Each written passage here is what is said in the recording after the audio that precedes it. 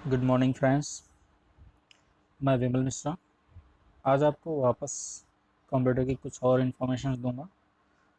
Computer में जो चीज़ें हमारे काम के लिए महत्वपूर्ण योगदान देती हैं उसमें है मेमोरी। मेमोरी दो प्रकार की होती है। मेमोरी में दो प्रकार की मेमोरी में पहला है रैम। रैम का फुल फॉर्म होता है random access memory. Random access memory मतलब जब तक आप कंप्यूटर पे कोई काम कर रहे होते हो उस समय उस कंप्यूटर पे जो भी डेटा दिखाई दे रहा होता है, जो बफरिंग में सेव हुआ होता है, जिस पे आप काम कर रहे होते हो, आउटपुट दिखता है, वो सारी की सारी चीज़ें आपके रैंडम एक्सेस मेमोरी में यानी रैम में होती हैं। जैसे ही रैम आपका कंप्यूटर बंद होता है तो रैम आपका फ्लश हो जाता है, वापस से वो फ्री हो जाता है और जब आप चालू करते हो तो वापस से वो बफरिंग करके नए डेटा के साथ शुरू होता है। तो इस तरह से हम जान सकते हैं कि कंप्यूटर हार्डवेयर सीपीयू के अंदर जो एक पतला सा छोटा सा स्लॉट लगा होता है उसे हम रैम कहते हैं। और रैम की अलग अलग साइज़ होती है, अलग अलग मेमोरी कैपेसिटी होती है। ठीक है, क्योंकि काम करने की स्पीड जो है रैम के माध्यम से भी हम प्राप्त कर सकते हैं। और जैसा कि मैंने आपको बताया ही कि जब तक हम काम कर रहे होते हैं उस समय जो डेटा स्टोर होता है वो टेम्परेरी होता है। वो जब तक हम काम कर रहे होते हैं तभी तक दिखता है। कभी कभी क्या होता है कि अचानक हम काम कर रहे होते हैं और अचानक लाइट कट जाती है। तो ऐसी स्थिति में अगर आपने डेटा को स्टोर नहीं किया हुआ है तो जैसे लाइट कटती है तो आपका रैम ऑटोमेटिकली क्लियर हो जाता है। और यही वजह है कि आपको वहाँ से डेटा नहीं मिलता या कभी कभी मिलता है तो करप्ट मिलता है। ठीक है। दूसरा होता है रोम। मेमोरी में दूसरा पार्ट होता है रोम। रोम मतलब होता है read only memory. Read only memory का मीनिंग ये है कि कंप्यूटर में बहुत सारे ऐसे चिप लेवल के प्रोग्रामिंग की जाती है। ठीक है, जो कंप्यूटर के मदरबोर्ड के ऊपर कार्ड्स के ऊपर लगे होते हैं। ठीक है, तो वो प्रोग्रामिंग आपका कंप्यूटर चालू हो या बंद हो, अचानक लाइट कट जाए या आ जाए, उससे उसकी प्रोग्रामिंग पे कोई फ़र्क नहीं पड़ता। ठीक है, जैसे आप देखो कंप्यूटर के अंदर बायस ऑप्शन। ठीक है, तो बायस ऑप्शन में बहुत सारी चीज़ें जो है प्रोग्रामिंग के माध्यम से बनाई गई होती हैं। ठीक है, जब तक जैसे उसमें ग्राफिक इंफॉर्मेशन, फिजिकल, लॉजिकल और डिवाइस रिलेटेड इंफॉर्मेशन सारी चीज़ें उसमें ऑलरेडी स्टोर होती हैं और प्रोग्रामिंग के थ्रू वही दिखाई देता है। आप कितनी बार बंद चालू करो लेकिन आपका वायस सिस्टम, आपका मदरबोर्ड का स्क्रीन वो सेम टू सेम रहता है। ठीक है, तो कहने का मतलब ये है कि ये केवल रीड करने के लिए ही मेमोरी स्टोर होती है, इसमें आप कोई अलग से स्टोरेज नहीं रख सकते हैं। ठीक है, मतलब ये पहले से जो परमानेंट प्रोग्रामिंग करके डाल दिया गया है वही बार बार क्या करता है कंप्यूटर रीड करता है। ठीक है, अतः इसको हम क्या बोलेंगे, रीड ओनली मेमोरी। ये दो महत्वपूर्ण पार्ट हैं जिसके माध्यम से हम क्या करते हैं, मेमोरी की कैपेसिटी को कॉन्फ़िगर करते हैं। ठीक है, अब एक और बात कर लें, अगर हम जैसे मेमोरी की बात करते हैं तो हर चीज़ का एक यूनिट होता है, एक इकाई होती है कि भाई हमें किस चीज़ को नापना है तो कैसे नापेंगे। हाँ, कैसे मापेंगे उस चीज़ को। तो हम कंप्यूटर को कैसे, कंप्यूटर की मेमोरी को कैसे मेज़र करेंगे या कैसे उसका मापन करेंगे। तो उसके लिए कंप्यूटर्स के डिपार्टमेंट में बहुत सारी इंफॉर्मेशन बनाई गई हैं। ठीक है, अगर हमें पता हो तो सबसे पहले जो कंप्यूटर है उसकी लैंग्वेज क्या होती है, उसकी कोई लैंग्वेज नहीं होती, वो केवल नंबर्स के रूप में हर डेटा को रीड करता है। ठीक है, और वो जो डेटा होता है वो ज़ीरो या वन दो ही फॉर्मेट में होता है, इसको हम बोलते हैं नंबर सिस्टम। ठीक है, तो कंप्यूटर का जो मेमोरी है वो नंबर सिस्टम के ऊपर बेस होता है। जैसे हम नॉर्मली अपने जीवन में क्या करते हैं, हम डेसिमल सिस्टम का इस्तेमाल करते हैं, मतलब ज़ीरो से लेकर 10 तक की गिनती का इस्तेमाल करते हैं। लेकिन कंप्यूटर क्या करता है, बाइनरी डिजिट का इस्तेमाल करता है। ठीक है, और बाइनरी डिजिट में केवल दो ही चीज़ें होती हैं, ज़ीरो होता है और वन होता है।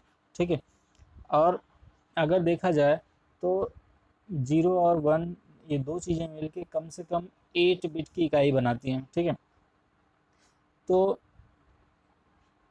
अगर मैं बात करूँ तो कंप्यूटर की सबसे मेन और सबसे छोटी इकाई जो है वो बाइट है। ठीक है, 8 बिट मिलकर एक बाइट बनाते हैं और ए एक बाइट बनाता है और ये सबसे छोटी इकाई होती है। ठीक है, 1024 बाइट मिलकर एक किलो बाइट बनाएंगे, 1024 किलो बाइट मिलकर एक मेगा बाइट बनाएंगे, 1024 मेगाबाइट मिलकर 1 गीगाबाइट बनाएंगे। तो ये एक छोटी छोटी इंफॉर्मेशन है जो आपको मतलब कंप्यूटर की मेमोरी मापने में मदद करेगी। ठीक है, नेक्स्ट हम आगे बात करते हैं कि कंप्यूटर के अंदर जो एक महत्वपूर्ण पार्ट होता है सीपीयू के अंदर, उसे बोलते हैं माइक्रो प्रोसेसर। ठीक है, और माइक्रो प्रोसेसर को कंप्यूटर की भाषा में कंप्यूटर का दिमाग भी कहा जाता है। ठीक, कंप्यूटर के अंदर जितनी भी सूचनाएं हम इनपुट करते हैं या हमें आउटपुट प्राप्त होता है, वो सारी चीज़ों को लॉजिकली, अरिथमेटिकली समझने के लिए और उसकी इंफॉर्मेशंस को सही रिजल्ट में कन्वर्ट करने के लिए जो मेन काम करता है वो कौन होता है? Micro processor. ठीक है, अब माइक्रो प्रोसेसर में मैं बात करूं तो एक क्या है? सेंट्रल प्रोसेसिंग यूनिट, जिसे हम क्या करते हैं? सीपीयू कहते हैं। ठीक है, नॉर्मली इंटेल का, ठीक है, एएमडी का, ऐसी चीज़ों का क्या करता है? प्रोसेसर आते हैं। अब प्रोसेसर की अलग अलग स्पीड होती है। प्रोसेसर की स्पीड जैसे कि प्रोसेसर की स्पीड मेगाहर्ट्ज़ में मापी जाती है। कुछ प्रोसेसर्स हल्के होंगे जैसे पेंटियम 4 है, फिर कोर टू क्वाड है, कोर टू ड्यू है, फिर पेंटियम आई थ्री है, आई थ्री का थर्ड जनरेशन, फोर्थ जनरेशन, अलग अलग जनरेशन है। आई थ्री के बाद आई5 है, आई7 है। तो ये सारी चीज़ें जो हैं ये प्रोसेसर की अलग अलग वेराइटीज़ हैं और उसके अलग अलग स्पीड और उसकी मतलब काम करने के आधार उस पर होता है। ठीक है, तो कुल मिला के क्या है कि प्रोसेसर के बारे में भी हमें जानना बहुत ज़रूरी होता है। Some of the factor that impact on the computer performance. हाँ, ये तो सही है कि अगर हमें कंप्यूटर को समझना है, उसके परफॉर्मेंस को समझना है, अच्छी स्पीड में काम करना है, तो उसके लिए कुछ चीज़ें होती हैं, महत्वपूर्ण चीज़ें होती हैं जिसे हमें ध्यान रखना होता है। जब भी हम कोई कंप्यूटर खरीदते हैं तो हम क्या चीज़ पे ध्यान देते होंगे? उसके लुक पे, कीबोर्ड माउस पे या स्क्रीन पे? हमें इन चीज़ों पे उतना ध्यान ना देके कंप्यूटर के सीपीयू के अंदर के ऊपर ध्यान देने की ज़रूरत होती है। जैसे सीपीयू की स्पीड क्या है, रैम की साइज़ क्या है, हार्ड डिस्क की स्पीड क्या है और उसकी कैपेसिटी क्या है। मान लो सीपीयू की स्पीड कम है, रैम आपने बढ़ा दिया तो भी वो स्पीड में काम नहीं करेगा। तो सीपीयू की स्पीड और रैम की स्पीड दोनों फास्ट होनी चाहिए। एज वेल एज आपकी ज़रूरत कितनी है, उस ज़रूरत के हिसाब से आपको क्या करना पड़ता है? डेटा को कैपेसिटी के स्टोर के हिसाब से आपको साइज़ की हार्ड डिस्क लेनी पड़ती है। मान लो आपकी डेटा स्टोरेज की ज़रूरत कम है तो आप छोटी हार्ड डिस्क ले सकते हैं। आपकी डेटा स्टोरेज की कैपेसिटी ज़्यादा है तो आप बड़ी हार्ड डिस्क ले सकते हैं। तो इससे स्पष्ट ये होता है कि आपको आपके काम के, आपके परफॉर्मेंस के हिसाब से आपकी जो ज़रूरतें हो उन चीज़ों पे आपको ध्यान देना चाहिए। और ये प्राइमरी लेवल के बेसिस हैं जिसको ध्यान में रखते हुए हमें कंप्यूटर परचेस करना चाहिए और कंप्यूटर को ख़रीदना चाहिए। बात करते हैं सॉफ्टवेयर की। सॉफ्टवेयर में देखो, अगर मैं मेरी तरफ से बात करूं तो सॉफ्टवेयर के 3 पार्ट होते हैं। एक होता है ऑपरेटिंग सिस्टम, दूसरा होता है एप्लीकेशन, तीसरा होता है यूटिलिटी। ठीक है, सॉफ्टवेयर को इन 3 कैटेगरीज में डिवाइड किया जाता है। ऑपरेटिंग सिस्टम मतलब क्या है कि ऑपरेटिंग सिस्टम मीन्स ऐसे पार्ट्स, ऐसे प्रोग्राम जो किसी कंप्यूटर को एक प्लेटफॉर्म देते हैं काम करने के लिए। ठीक है, सपोज दैट कि मैं जब मेरे कंप्यूटर में डॉस डालता हूँ या विंडोज़ एक्सपी डालता हूँ, 7 डालता हूँ, विंडोज़ 10 डालता हूँ, या मैं लिनक्स डालता हूँ, मैक ओएस डालता हूँ, सेंट, फेडोरा, इन सारी चीज़ों को, ऑपरेटिंग सिस्टम को डालता हूँ, तो मुझे एक प्लेटफॉर्म मिलता है जिसमें मैं सारी चीज़ों पे काम कर सकता हूँ। तो उसे हम क्या बोलेंगे? ऑपरेटिंग सिस्टम, या इसी को हम शॉर्टकट में ओएस बोलते हैं। हाँ, अक्सर पूछा जाता है एक दूसरे से, कभी कभी बात करते हैं तो पूछते हैं भाई तेरे कंप्यूटर में कौन सा ओएस है? तो ओएस दैट मीन्स की ऑपरेटिंग सिस्टम। आपके कंप्यूटर में कौन सा ऑपरेटिंग सिस्टम है ये आपका जब कंप्यूटर स्टार्ट करते हैं उसी समय बूटिंग के टाइम पे बताता है। ठीक है, कि आपके कंप्यूटर के अंदर कौन कौन से ऑपरेटिंग सिस्टम है। दूसरा होता है एप्लीकेशन सिस्टम। एप्लीकेशन सॉफ्टवेयर का मीनिंग ये होता है कि किसी निश्चित कार्य को करने के लिए जब हमें कोई निश्चित सॉफ्टवेयर की ज़रूरत पड़ती है तो उसे हम एप्लीकेशन सॉफ्टवेयर कहते हैं। जैसे मान लो कि मुझे ऑफिस लेवल का काम करना है तो मैंने एम एस ऑफिस इंस्टॉल कर लिया। तो एम एस ऑफिस क्या है? ये मेरा एक एप्लीकेशन सॉफ्टवेयर है, ये वर्ड प्रोसेसिंग सॉफ्टवेयर है। ठीक है, दूसरा चीज़, मान लो कि मुझे गाना सुनना है तो मैं उसके लिए वी एल सी प्लेयर है, ठीक है, गॉम प्लेयर है, या विंडो मीडिया प्लेयर है, इन चीज़ों को इंस्टॉल कर लेता हूँ, तो वो मेरे लिए एक एप्लीकेशन सॉफ्टवेयर का काम करता है। ठीक है। तीसरा कोरोडा है, फोटोशॉप है, पेज मेकर है, ठीक है, टैली है। तो ये सारी चीज़ें क्या है, एक तरह का एप्लीकेशन सॉफ्टवेयर है जिसके माध्यम से हम इंडिविजुअल वर्क के लिए डिसाइड करते हैं कि मुझे कौन सा एप्लीकेशन की ज़रूरत है।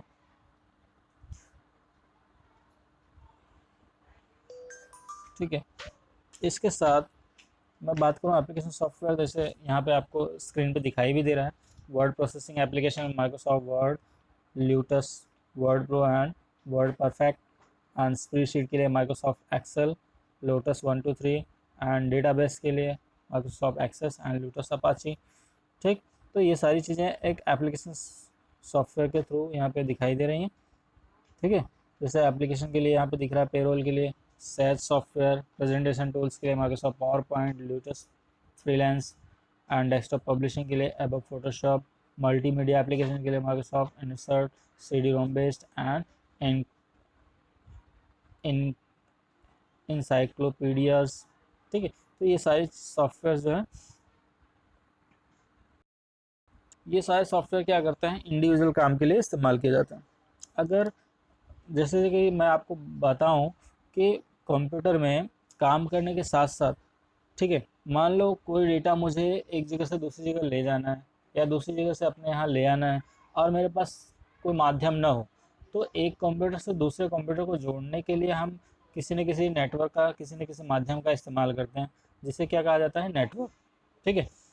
अब इंफॉर्मेशन नेटवर्क के बारे में अगर मैं बात करूं, तो जब दो या दो से अधिक कंप्यूटर आपस में किसी केबल के माध्यम से जुड़ते हैं और किसी एक निश्चित एरिया के अंदर रहते हैं, तो उसे हम क्या कहते हैं, लोकल एरिया नेटवर्क। जैसे जैसे कोई ऑफिस हो गया, बिल्डिंग हो गया, ठीक है, कोई मॉल हो गया, कोई स्कूल हो गया, तो ऐसी जगह पे जो नेटवर्किंग केबल के माध्यम से की जाती है उसे हम क्या कहेंगे, लोकल एरिया नेटवर्क। ठीक है। अब अगर मुझे कोई चीज़, मान लो कि कोई डेटा जो है वो, मैं सूरत में बैठा हूँ और मुझे अमेरिका से कोई डेटा मंगाना है या कोई चीज़ को सर्च करना है, या मुझे यहाँ, मैं बैठा हूँ और मुझे कहीं दूसरी जगह से कोई फॉर्म आया हुआ है उसको ऑनलाइन भरना है, तो उसके लिए हम एक वाइड एरिया नेटवर्क का इस्तेमाल करते हैं। जिस वाइड एरिया नेटवर्क में क्या होता होता है कि भाई, आप एक सिटी से दूसरे सिटी को कनेक्ट कर सकते हो, एक स्टेट से दूसरे स्टेट को कनेक्ट कर सकते हो, या एक कंट्री से दूसरे कंट्री को कनेक्ट करना चाहो तो आराम से कर सकते हो। और ऐसी पद्धति को क्या कहते हैं, वाइड एरिया नेटवर्क। ठीक है।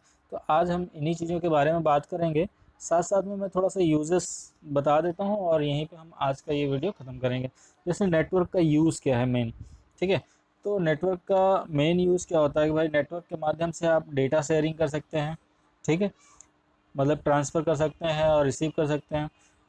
नेटवर्क के माध्यम से आप कहीं दूसरी जगह बैठे हुए आप इंडिविजुअल किसी डिवाइस पे प्रिंट दे सकते हैं। ठीक।